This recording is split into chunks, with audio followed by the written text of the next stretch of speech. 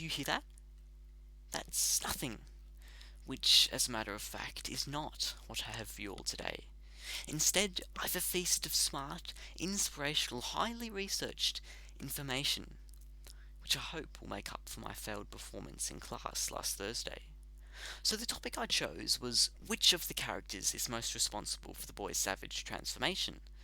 And if you have a look at this pie chart, you can see that my view is all the boys except Simon contributed to their descent into savagery. Which must mean in the book they all show their flaws, right? They all show their bad points of their personality. Or as Golding calls it, their inner darkness. Let's have a look at Jack for an example. There's a quote at the start of the book that says, Jack clamoured among them, the conch forgotten. Come on, follow me. Now this is a classic example of how Jack doesn't exactly want the best for the boys. He just wants power. He wants the leadership role. He wants to be at the top of the hierarchy. And he's willing to sacrifice the other boys for that. A true leader would sit back and say, okay, this conch doesn't seem like a bad idea. I'll see how it goes. But no, Jack undermines the conch's power. He interrupts the meetings and he breaks the rules. But most importantly, he does this in front of the other boys. The other boys look up to him as a leader, as an inspirational character to who they want to be. And if Jack is undermining the conch, breaking the rules and interrupting meetings, what do you think they're going to do? The same. So Jack, through just simple things like this, is truly one of the characters responsible for the boy's savage transformation. But he's not all to blame, for we also have Ralph. And Ralph, a lot of things that the readers don't notice while reading the book is that Ralph has a lot of short but powerful quotes, which don't have much impact at the time, but slowly add up and get bigger and bigger and bigger. And by the end of the book, the impact is huge. One of the small quotes that he says is, "Shut up, fatty!" Now, he's directing this insult at Piggy, and the other boys are watching. The other boys are watching how Ralph doesn't care what Piggy thinks as he insults him. And as he says more and more of these similar quotes, the boys pick up on it. And by the end of the book, they hunt Ralph down. They want to kill Ralph.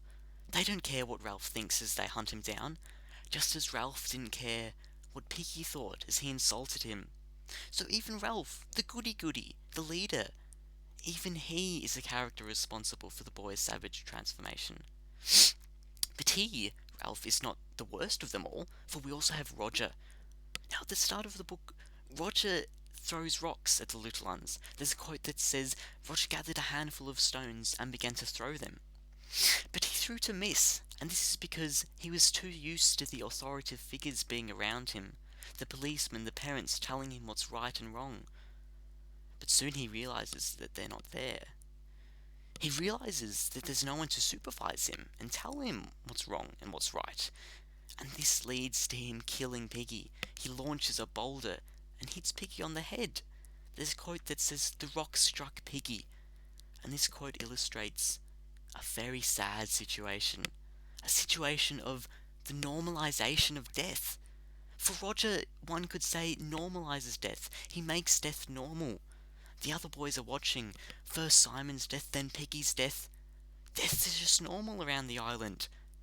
So even Roger, through his normalization of death, is a character responsible for the boy's savage transformation. But finally we have Simon, and no, not that Simon, the Simon who was compared to Jesus. Look at his eyes, look at his hair, look at his jawline. He truly is the perfect character. There's a quote at the start of the book that illustrates Simon helping the little uns pick fruit from the trees. None of the other big uns bothered to do that. They were too selfish, they were too caught up with what they were doing. And then there's another quote. Simon says, "I'll go back."